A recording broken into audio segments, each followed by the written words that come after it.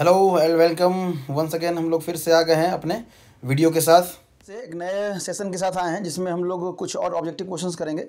ठीक है, तो यहाँ पे ध्यान देना है हम लोगों को। सबसे पहला जो क्वेश्चन है आसान क्वेश्चन है। सबसे पहला जो क्वेश्चन है आपका यहाँ पे, which is the structure of graphite. Graphite का स्ट्रक्चर कौन सा होता है। ठीक है, तो ऑब्जेक्टिव क्वेश्चन है ऑलमोस्ट, मतलब ये रिटर्न अटैक क्वेश्चन है। ग्रेफाइट के बारे में बहुत बार पूछा जा चुका है, जिसका कि आंसर क्या होता है आपका हेक्सागोनल। हेक्सागोनल स्ट्रक्चर होता है आपका यहाँ पे। इस तरह से आप देखिएगा ना, स्ट्रक्चर जो है ना एक के ऊपर एक आपका बना रहता है ऐसे करके, हेक्सागन का, ग्रेफाइट के मॉलिक्यूल्स का, और आपको वो sp2 हाइब्रिडाइजेशन के साथ आपको दिखाया गया है। चलिए नेक्स्ट क्वेश्चन जो है हमारा, next question, the fraction of volume occupy in body centred cubic. देखिए बीसीसी है, बीसीसी, इसमें कितना वॉल्यूम ऑक्यूपाई होता है। तो हम लोग स्टार्टिंग से करते हैं। हमारे पास सिंपल क्यूबिक था, बीसीसी था और एफसीसी था। सिंपल क्यूबिक में जो है आपका 0.52 आपका जो वॉल्यूम है वो ऑक्यूपाई होता है। बीसीसी में जो होता है 0.68 होता है, और एफसीसी में जो होता है वो 0.74 होता है। मतलब एफसीसी में सबसे ज़्यादा वॉल्यूम ऑक्यूपाई होता है, उससे कम आपका बीसीसी में, और सबसे कम आपका सिंपल क्यूबिक में। तो ऑलमोस्ट आपका जो आंसर हो जाएगा वो बी हो जाएगा। तब लिखा है the relative lowering of vapour pressure of solute is proportional to. Relative lowering of vapour pressure, relative rolling RLVP। RLVP जो है वो किसके डायरेक्टली प्रोपोर्शनल होता है, तो मोल फ्रैक्शन ऑफ सॉल्यूट के। किसके? मोल फ्रैक्शन ऑफ सॉल्यूट के। फार्मूला बेस्ड क्वेश्चन है ऑलमोस्ट। आपके बिहार बोर्ड में जो क्वेश्चंस आप देखेंगे, जो 50-70 जो क्वेश्चन आपके आएंगे, वो ऑलमोस्ट लगभग आपको अगर फार्मूला अच्छे से याद करके रखे हैं हर सब्जेक्ट का, हर चैप्टर का मतलब, तो आसानी से आप बना सकते हैं। ठीक है, तो मोल फ्रैक्शन ऑफ सॉल्यूट, तो ऑप्शन आपका ए हो जाएगा, ए। ठीक है, तब है नेक्स्ट क्वेश्चन आपका यहाँ पे लिखा हुआ है, निकालना है। हाँ, ये क्वेश्चन जो है यहाँ पे ध्यान दीजिएगा, एक बार में तो हम भी कंफ्यूज हो गए थे। ध्यान रखिएगा यहाँ पे। ठीक है, आंसर नहीं है वो, ये गोला नहीं लगा रहे हैं। चलिए, लिख रहा है the mass of the ethane is added to 1 kg water to have the mole fraction of ethane equal to इतना। मोल फ्रैक्शन इतना के बराबर हो जा रहा है। ठीक है, मोल फ्रैक्शन जो है उसका इतना के बराबर हो जाए। कितना इथेनॉल हम लोग ऐड करें। ठीक है, कितना इथेनॉल ऐड करें 1 kg में कि उसका जो मोल फ्रैक्शन है ना इतना के बराबर आ जाए। तो देखिए यहाँ पे ध्यान दीजिएगा कि मोल फ्रैक्शन का जो आप फार्मूला जो लिखते हैं, मोल फ्रैक्शन का, मोल फ्रैक्शन जो होता है ना, अगर तो जिसका मोल फ्रैक्शन मान लेते हैं इथेनॉल का निकाल रहे हैं, तो इथेनॉल का मोल फ्रैक्शन तो किसका, इथेनॉल का मोल अपॉन एनी प्लस, मतलब टोटल नंबर ऑफ मोल होता है, और H2O। तो यहाँ पे चूंकि इथेनॉल जो है ना वाटर में मिलाया जा रहा है, तो यहाँ पे इस फार्मूला, तो आपका बेसिक फार्मूला यही है। एनसीईआरटी में भी जो है आपका यूज किया है, ये फार्मूला यूज किया है XE, मतलब यहाँ पर निकाले मोल फ्रैक्शन ऑफ इथेनॉल का। अगर हम लोग मोल फ्रैक्शन निकालें तो मोल ऑफ इथेनॉल अपॉन आपका क्या कर दिया है NH2O, मतलब टोटल जो मोल है वो आपका सॉल्वेंट का ही ले लिया है। लेकिन ये कब करेंगे, ये वाला जो कंडीशन है ये तब लगाएंगे जब आपका सॉल्वेंट जो है ना ज़्यादा मात्रा में है, सॉल्यूट कम मात्रा में है।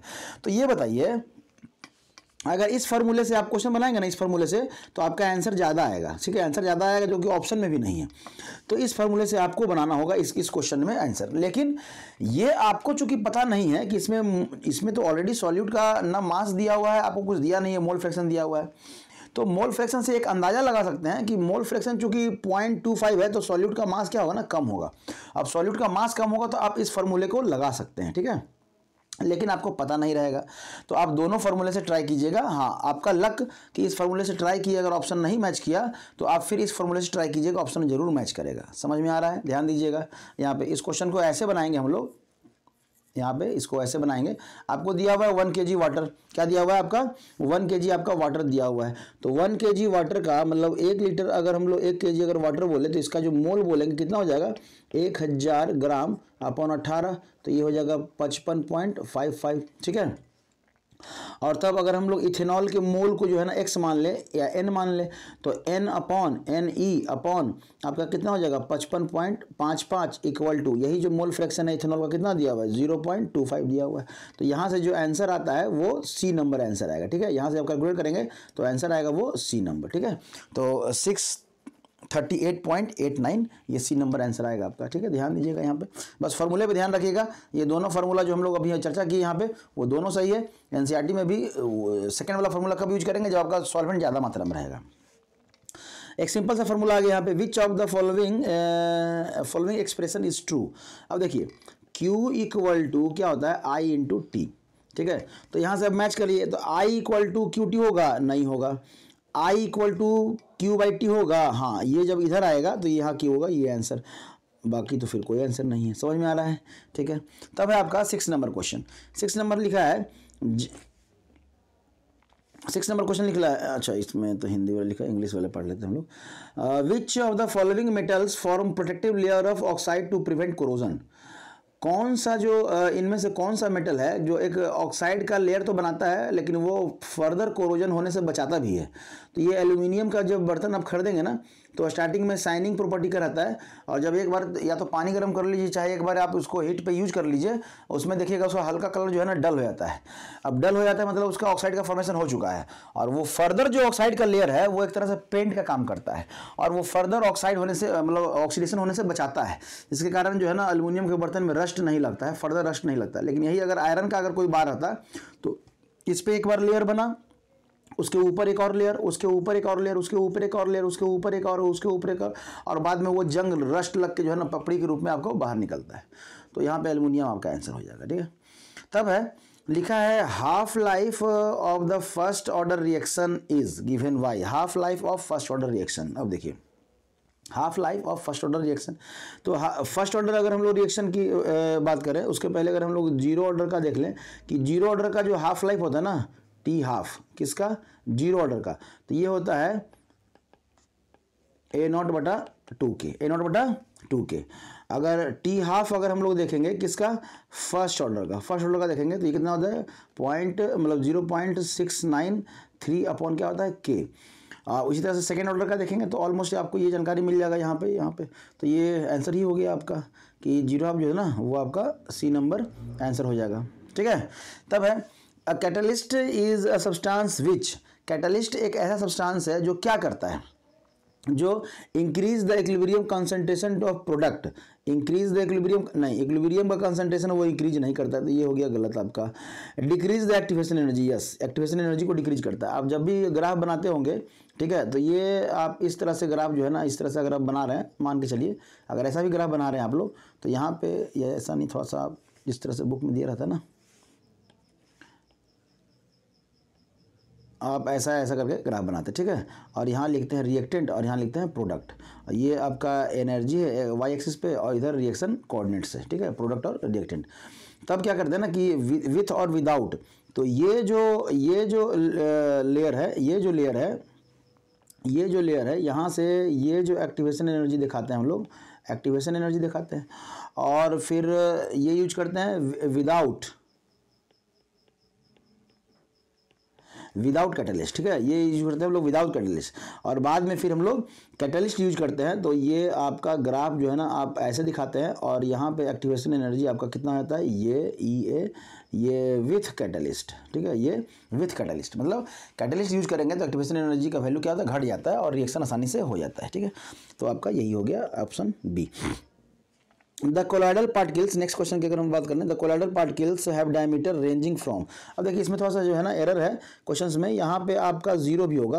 कोलाइडल पार्टिकल जो है ना, कोलाइडल पार्टिकल इसका रेंज जो होता है ना 1 to 1000 नैनोमीटर होता है। ठीक है, 1 to 1000 नैनोमीटर। तो यहाँ पे ऑप्शन यही है, ऑप्शन ए, ये तो ए होना चाहिए। अब तो देखिए ना, ए का जी लिखा हुआ तो जाहिर सी बात है आपको थोड़ा सा यहाँ पे एरर होगा, तो ध्यान रखिएगा इस तरह से। ठीक है, और बिहार बोर्ड में अगर इसी तरह का क्वेश्चन आ गया तो हो सकता है कि वो ऑप्शन भी चेंज ना करे, तो आप ध्यान रखिएगा कि ऑप्शन तो खैर गलत है ही, लेकिन फिर भी आप इसको टच करेंगे। ठीक है, देखिए आपको अगर लग जाएगा कोई क्वेश्चन इसका ऑप्शन गलत, 4 ऑप्शन गलत है, आप उसको जरूर टच कीजिए, क्योंकि उसमें फुल मार्क्स मिलेगा आप टच करेंगे तो। ठीक है, आपको गलती नहीं अब ये किया जाएगा, कंसिडर नहीं किया जाएगा। तब है फिजिकल एडजॉर्प्शन। फिजिकल एडजॉर्प्शन जैसे हम लोग पेंट, एडजॉर्प्शन मतलब क्या, सरफेस फिनोमिना।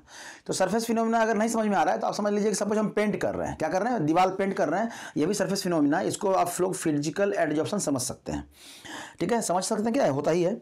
तब इसमें होता क्या है, तो evolve weak interaction between adsorbent and adsorbate. इसमें वीक इंटरेक्शन होता है, नहीं ऐसा तो नहीं है कि वीक इंटरेक्शन होता है। ठीक है, वीक इंटरेक्शन तो होता नहीं, क्योंकि हम लोग पेंट करते हैं तो आसानी से जो है ना पेंट आपका लगा रहता है, ठीक है, लगा रहता है, पेंट जो है ना आपका लगा रहता है, ठीक है। तो यहाँ से तो ये आंसर तो होगा नहीं।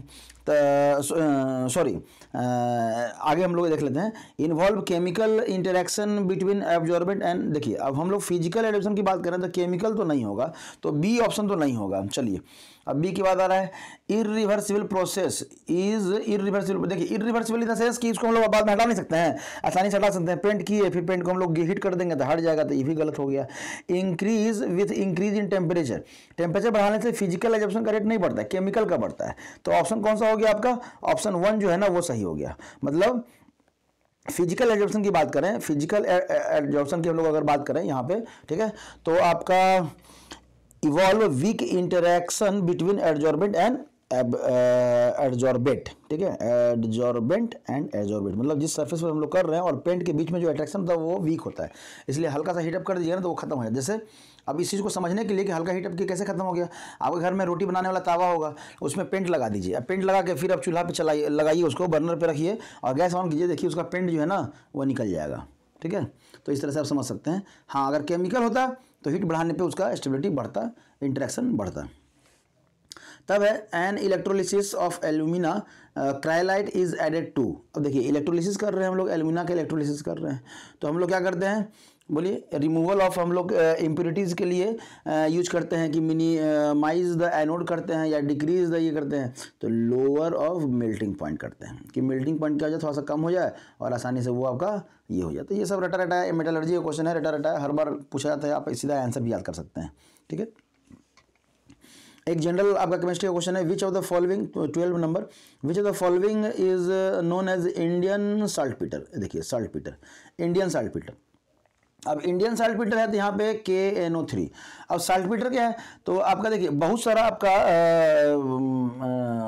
साल्टपीटर आपको नजर आएगा, जिसमें कि आपका एक तो साल्टपीटर हो गया इंडियन साल्टपीटर, KNO3 हो गया। अब अगर चिल साल्टपीटर की अगर हम लोग बात करें, चिल साल्टपीटर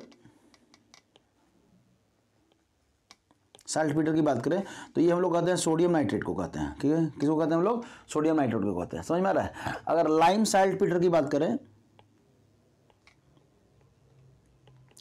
लाइम साल्टपीटर की बात करें या इसी को हम लोग कहते हैं wall saltpetre, WALL wall saltpetre.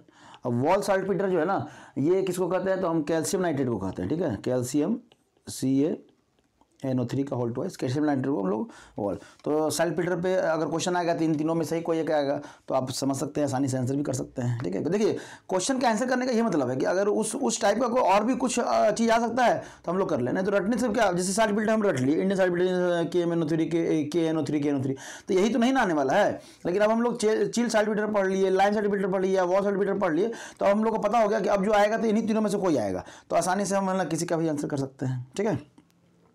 Water का हार्डनेस किसके कारण होता है, तो कैल्शियम और मैग्नीशियम की जो है ना कार्बोनेट और बाइकार्बोनेट के कारण होता है, बचपन से हम लोग पढ़ते आ रहे हैं, ठीक है, इसमें कुछ आपको विशेष बताने की जरूरत नहीं है। अमोनिया एक्ट एज अमोनिया किसके जैसा एक्ट करता है, अमोनिया, तो अमोनिया के पास जो है ना आपका यहाँ पे हम लोग इस तरह का सेस्टर बनाते हैं और एक लोन पेयर बनाते हैं, तो ये लोन पेयर होता है, ये लोन पेयर देता है, तो किसके जैसा जो लोन पेयर देता है उसको क्या कहते हैं, लुईस बेस कहते हैं। लुईस साहब एक साइंटिस्ट थे जिन्होंने एसिड बेस को उनके लोन पेयर एक्सेप्ट और लोन पेयर डोनेट के बेसिस पे एसिड और बेस में क्लासिफाई किया था। जिस बोले थे कि जिसके जो इलेक्ट्रॉन पेयर को गेन करेगा, एक्सेप्ट करेगा या गेन करेगा, उसको हम लोग एसिड बोलेंगे, उसको हम लोग लुईस एसिड के नाम से जानते हैं। और ये बोले थे कि जो लोन पेयर को डोनेट करेगा उसको हम लोग बेस बोलेंगे, इसलिए हाइड्रोजन होते हुए भी ये आपका बेस के जैसा काम करता है, ठीक है। चलिए, gas liberate when copper reacts with dilute HNO3। HNO3 से जब कॉपर रिएक्ट करेगा ये NO गैस आपका बनता है। यहाँ पे आप रिएक्शन अगर देख लेंगे तो भी आपको समझ में आ जाएगा, रटा रटा क्वेश्चन है, इस पर ज़्यादा दिमाग लगाने का जरूरत नहीं है। एक क्वेश्चन जहाँ पे हमें आंसर इसका गलत मिला, आप लोग यहाँ पे ध्यान दीजिएगा, अगर आप लोग पढ़ रहे होंगे और आप ऑप्शन आपको इस तरह से हो तो आप इसका ध्यान दीजिएगा। विच of the following has lowest boiling point, यहाँ क्या पूछा, लोएस्ट बॉइलिंग पॉइंट पूछा है। अगर हम लोग बात करें इसके फैमिली का, ऑक्सीजन फैमिली का, तो हम लोग पढ़ते हैं कि बॉइलिंग पॉइंट जो है वो डायरेक्टली प्रोपोर्शनल टू है आपका मॉलिक्यूलर मास से, मतलब मॉलिक्यूलर मास बढ़ेगा तो बॉइलिंग पॉइंट आपका बढ़ेगा। तो आपका जो होना चाहिए था वो इस तरह से होना चाहिए था, H2O, और उसके बाद फिर आपका H2S, फिर आपका होना चाहिए था H2 ऐसी ओस से तेरी पूजा, फिर आपका H2TE और आपका H2PO, ठीक है। तो खैर इतना 5 तो दिया ही नहीं है, 4 ही आपका दिया हुआ है। तब देखिए अब है कि यहाँ पे एक्सेप्शन था। एक्सेप्शन क्या था कि हाइड्रोजन के पास जो है ना, हाइड्रोजन जो है ना क्या बनाता है, हाइड्रोजन बॉन्डिंग बनाता है। हाइड्रोजन बॉन्डिंग होने के कारण इसका सबसे कम होना चाहिए था, लेकिन ड्यू टू हाइड्रोजन बॉन्डिंग इसका जो बॉइलिंग पॉइंट है वो सबसे ज़्यादा हो जाएगा यहाँ। समझ में आ रहा है? तो मतलब अगर ये आपका नहीं दिया हुआ है, ये अगर आपका नहीं दिया हुआ है, तो आप हाइड्रोजन को यहाँ से H2O को उठा के आप जब पढ़ रहे हैं अपने थ्योरी में, तो इसको यहाँ लगा दीजिए। कहाँ लगा दीजिए? यहाँ लगा दीजिए, ठीक है, H2O। तो ऑक्सीजन फैमिली में सबसे ज़्यादा जो बॉइलिंग पॉइंट होगा वो H2O का हो जाएगा, और जो सबसे कम होगा वो किसका हो जाएगा? H2S का हो जाएगा। तो आंसर हो जाएगा आपका ये, सॉरी ये नहीं, ये नहीं, ये। समझ में आ रहा है? ठीक है, चलिए। तब है नेक्स्ट क्वेश्चन जो हम लोग करते हैं, वो उसमें लिखा है कि highest oxidation state of chromium. Chromium का हाईएस्ट ऑक्सीडेशन स्टेट कितना होता है? तो +6। जितना इसके क्या हो सकते हैं, अनपेड इलेक्ट्रॉन है, maximum unpaired electron ground state में +6 होते हैं, इसलिए इसका जो ऑक्सीडेशन स्टेट होगा कितना होगा? मैक्सिमम +6 होगा। ऑक्सीडेशन स्टेट कितना होगा, मैक्सिमम चार्ज कितना होगा, ये पीरियोडिक टेबल वाले सेक्शन में भी बता चुके हैं। रिडॉक्स रिएक्शन जहाँ पढ़ाए हैं वहाँ वाले वीडियो में डाला हुआ है, आप लोग जाके वहाँ भी देख सकते हैं, ठीक है। Which of the following inert gas, inert है यहाँ पे, स्पेलिंग थोड़ा मिस्टेक है, inert gas has the largest abundant by volume in air. Volume के बेसिस पे एयर में सबसे ज़्यादा कौन है? आपका आर्गन है। समझ में आ रहा है? पहला जो अगर गैस देखे, अगर सिंपली गैस बोले, इनर्ट गैस ना बोले, तब तो नाइट्रोजन हो जाएगा N2, ठीक है, 70% से भी ज़्यादा रहता है आपका। और अब अगर इनर्ट गैस बोले तो आपका क्या हो जाएगा? आर्गन हो जाएगा, ठीक है। चलिए, vitamin B12 in a complex of vitamin B12 में कौन सा कॉम्प्लेक्स होता है? बोलिए, विटामिन B12 में कौन सा कॉम्प्लेक्स होता है आपका यहाँ पे? तो CO+3, ठीक है, CO+3 आपका कॉम्प्लेक्स होता है, रटने वाला चीज़ है। Which of the following is double salt. अब देखिए डबल सॉल्ट किसको कहते हैं? तो जहां भी आपको बड़ा ब्रैकेट नजर आएगा ना, जहां भी आपको ये बड़ा ब्रैकेट नजर आएगा, मतलब ये कॉम्प्लेक्स है, तो ये भी कॉम्प्लेक्स है और ये भी आपका क्या है? कॉम्प्लेक्स है। और बिना बड़ा ब्रैकेट में बहुत सारा आपका ये सॉल्ट रहेगा ना, तो इसी को कहते हैं डबल सॉल्ट। इसी को क्या कहते हैं? Double salt. तो आपका आंसर हो जाएगा कि डबल सॉल्ट क्या है? तो ऑप्शन सी। तब है आपका number of sigma and pi bond in 1 butene 3 आइन। से बना दीजिए, 1 2 3 4। बोल रहा है 1 ब्यूटीन तो डबल बॉन्ड लगा दीजिए, और 3 आइन तो ट्रिपल बॉन्ड लगा दीजिए। अब इसमें जो है ना आप हाइड्रोजन जोड़ दीजिए, यहाँ तो होगा नहीं, यहाँ 1 होगा, हाइड्रोजन जोड़ दीजिए। अब आप गिन लीजिए, तो आप गिनेंगे तो क्या होगा? जितना बॉन्ड है उतना सिग्मा बॉन्ड। तो 1 2 3 4 5 6 7 सिग्मा बॉन्ड। अब 7 सिग्मा बॉन्ड ऑलमोस्ट बी में ही है, तो यही हो जाएगा। और अगर पाई बॉन्ड की बात करें तो एक ट्रिपल बॉन्ड अगर होता है तो इसमें कितने पाई बॉन्ड होते हैं? 2 पाई बॉन्ड होते हैं। और डबल बॉन्ड होता है तो कितने पाई बॉन्ड होते हैं? इसमें 1 पाई बॉन्ड होते हैं। तो यहाँ पे 1 पाई बॉन्ड और यहाँ पे 2 और 1 3, तो 7 और 3 ये आपका ऑप्शन है। वैसे भी आप 7 अगर कर लिए, समझ गए, तो 7 वाला एक ही ऑप्शन था, 2 ऑप्शन तो था ही नहीं। ऑप्शन भी ऐसे रखता है ना कि आप कंफ्यूज कर ही नहीं सकते। हल्का सा भी आपको अगर आपको आइडिया होगा ना तो आसानी से बना सकते हैं, इसलिए कोशिश कीजिएगा, थोड़ा दिमाग लगाइएगा। The compound in which the distance, ये डिस्टेंस लिखा हुआ है, डिस्टेंस बिटवीन 2, देखिए spelling mistake, adjacent carbon atom is the largest. देखिए 2 कार्बन एटम के बीच में डिस्टेंस ज़्यादा हो, मतलब ये डिस्टेंस ना पूछ के अगर बॉन्ड लेंथ पूछ लेता तो भी आपका वही चीज़ होता, ठीक है, मतलब बॉन्ड लेंथ पूछ रहा है।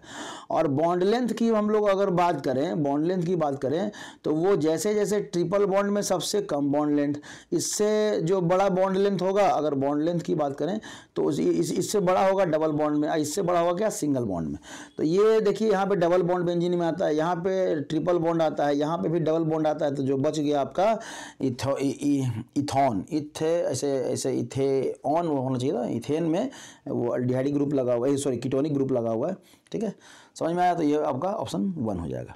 तब है कि विच of the following is stable carbocation. Carbocation stable कौन सा है? टर्शियरी कार्बोकेटाइन स्टेबल होता है, तो इसमें तो कुछ कहने की जरूरत ही नहीं है ना, इसमें तो आसानी से हम लोग समझ सकते हैं कि जो कार्बोकेटाइन होगा कौन सा होगा? ये टर्शियरी वाला कार्बोकेटाइन, मतलब इस तरह से ये R, ये C, इधर भी R, इधर भी R और इधर प्लस। समझ में आ रहा है? ठीक है। 24 नंबर क्वेश्चन, ऑलमोस्ट हम लोग अपने लास्ट पड़ाव पे पहुंचे हुए हैं। और ये हम हमेशा कहेंगे कि ऑप्शन आप नेट का अगर देखें तो कभी भी ऑप्शन पे विश्वास ना करें, इसलिए हम इस ऑप्शन को भी ढक देते हैं, क्योंकि ऑप्शन ऐसे ऐसे एक एक सेट में आ गए हैं, अगर आपको बता दें तो आप विश्वास नहीं करेंगे। 10 क्वेश्चन में से 7 क्वेश्चन है ना, एक बार हम लोग नेट से निकाल रहे थे, मतलब नेट से यूज कर रहे थे, तो आपका जो है ना आंसर गलत था। तो ध्यान दीजिएगा, थोड़ा सा फोकस कीजिएगा, हल्का भी अगर आपको लगे डाउट है आंसर में, ठीक है, तो आप जरूर बुक का हेल्प लीजिए, या आप जहाँ भी आप पढ़ रहे हैं उन टीचर से आप संपर्क कीजिए, ठीक है, रटिए मत। The order of dehydration of alcohol, alcohol के डिहाइड्रेशन का ऑर्डर क्या है, तो टर्शियरी का सबसे ज़्यादा, उसके बाद सेकेंडरी का, उसके बाद प्राइमरी का, तो ऑप्शन हो जाएगा आपका डी, ठीक है। ये सब रटा क्वेश्चन है। विच ऑफ द फॉलोइंग है ईस्टर लिंकेज, ईस्टर लिंकेज किस में है, टेरिलीन में ही ईस्टर लिंकेज आपका यहाँ पे होता है, ठीक है, समझ में आ रहा है। इसे नॉर्मल क्वेश्चन है, इसमें ज़्यादा दिमाग लगाने की जरूरत नहीं, अगर याद है तो आप आसानी से बना सकते हैं। पूछ रहा है कि विच of the following base present only in RNA, only RNA में जो प्रेजेंट, अब देखिए एडेनिन जो है ना डीएनए और आरएनए दोनों में, ग्वानिन जो है ना ये भी दोनों में, थाइमिन जो है ना ये भी आपका दोनों में, जो बच गया क्या बच गया, यूरासिल, इसमें यूरासिल होता है, उसमें साइटोकाइनिन होता है, ठीक है। तो ये ध्यान रखिएगा आरएनए और डीएनए का। और आरएनए और डीएनए का बहुत बार पूछा जाता है, आसानी से आपको याद करना ही पड़ेगा आरएनए और डीएनए। इवन पिछले साल तो नीट में भी आपका डीएनए का जो है ना शायद स्ट्रक्चर दे दिया था, और उसका सिग्मा बॉन्ड और पाई बॉन्ड आपको पूछ रहा था, तो यहाँ पे आप ध्यान रखिए थोड़ा सा आरएनए डीएनए का स्ट्रक्चर कौन कौन बेस होता है उसके बेस का। पेनिसिलिन क्या है आपका, तो एंटीबायोटिक है, ये सब बताने का जरूरत नहीं, सब नॉर्मल है आपका। और 28 नंबर, अगर हम लोग एक्वस सॉल्यूशन है, warming and aqueous solution of benzene diazonium salt, देखिए बेंजीन डाइजोनियम सॉल्ट जो है वो इस तरह से है आपका, यहाँ पे आप N2Cl, यहाँ पे माइनस और यहाँ पे प्लस, और इसको अगर हम लोग वार्म वाटर में कर दें, वार्म H2O या एक्वस सॉल्यूशन, तो ये जो है ना ये फिनॉल बनाता है, क्या बनाता है आपका, फिनॉल बनाता है। ये बेंजीन वाले रिएक्शन में आपको ऑलरेडी दिया हुआ है, या बेंजीन वाले सेक्शन में भी आप जाकर देख सकते हैं वहाँ पे। तो इस तरह से हम लोग जो है ना 28 क्वेश्चन यहाँ पे हम लोग कर लिए हैं, ऑलमोस्ट हम लोग बने रहेंगे अभी, ठीक है। और इसी तरह से लगभग ये छठा सेट था आप लोग का, 3-4 सेट और हम लोग करेंगे, और उसके बाद फिर हम लोग आएंगे कि 2 नंबर का क्वेश्चन आएगा तो कैसा आएगा, उसका आंसर कैसे करेंगे, और तब हम लोग लॉन्ग आंसर क्वेश्चन की ओर आगे बढ़ेंगे, ठीक है। कुछ बचेगा नहीं, बस बने रहिएगा वीडियो के साथ। ऑलमोस्ट केमिस्ट्री में जो है ना आपका मिनिमम 70 में से अगर मिनिमम कितना भी आप कम जाएंगे ना, तो 60 के ऊपर आप आसानी से एकदम, मतलब कहते हैं ना कि चलते फिरते आप स्कोर कर पाएंगे, ज़्यादा कोई बर्डन लेने का जरूरत नहीं है, ठीक है। ऑब्जेक्टिव तो फुल में फुल आएगा, इतना तो गारंटी है। अगर आप अच्छे से ये सेट जो हम लोग कर रहे हैं ऑब्जेक्टिव के लिए अगर कर लें, तो आप आसानी से फुल में फुल ला सकते हैं। समझ में आया यहाँ तक में, तो यहाँ तक हम लोग समझेंगे, उसके बाद आगे बढ़ते हैं, ठीक है।